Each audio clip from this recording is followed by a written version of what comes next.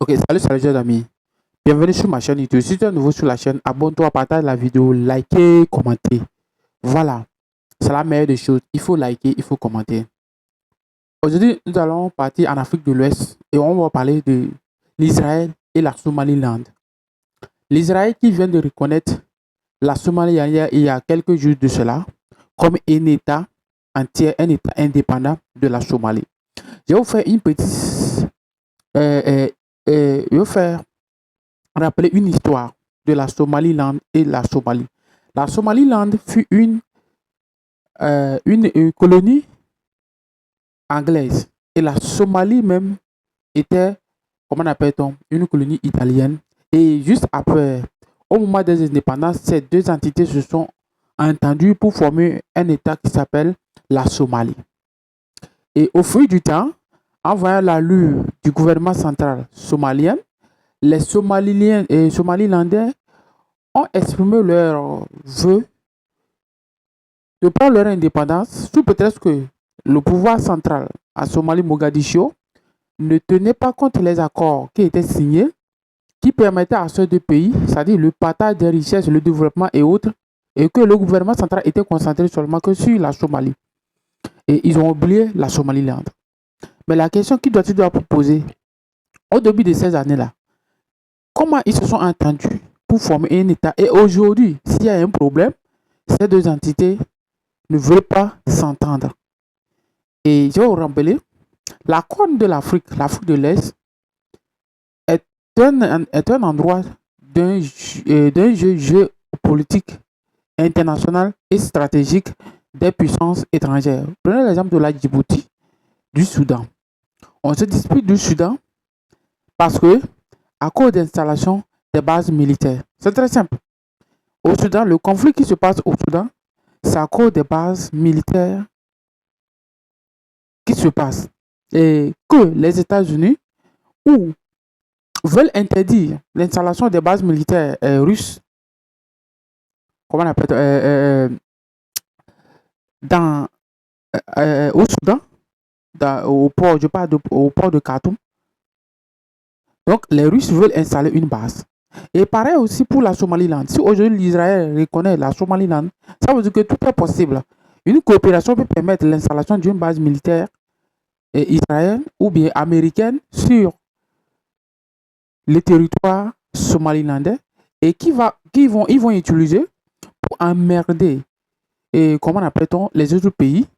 Et l'exemple aussi de Djibouti. Quand vous arrivez à Djibouti, toutes les grandes puissances ont leur base militaire, même les Émirats arabes unis, ils ont leur base militaire là-bas.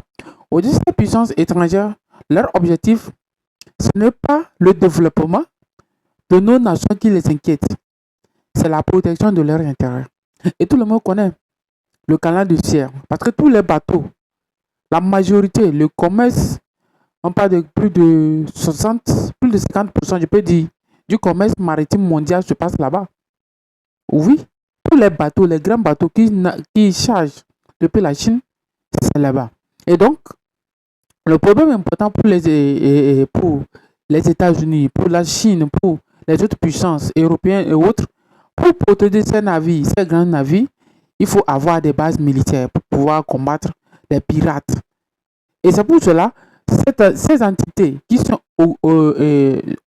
sur la côte est africaine sont menacées de dislocation, sont menacées de sécession de ces entités.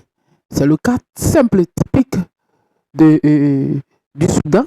Parce qu'au Soudan, les gens pensent que la guerre au Soudan, c'est une guerre. Ce n'est pas une guerre causée par les Soudans même, mais c'est une guerre internationale causée par l'intérêt des puissances étrangères qui veulent imposer leur vision sur les Soudanais, qui veulent imposer leurs vœux, qui veulent installer leur base militaire au Soudan. Et aujourd'hui, l'Israël qui reconnaît la Somaliland, un jour vous allez entendre que Israël a signé un accord pour installer une ambassade à Somaliland. L'Israël va installer une base militaire.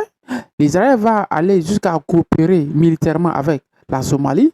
Et vous allez comprendre que ça devient quelque chose. Alors que l'Israël, aujourd'hui, dans tous les pays africains, l'Israël n'est pas la bienvenue à cause du génocide à Gaza, à cause de la guerre à Gaza.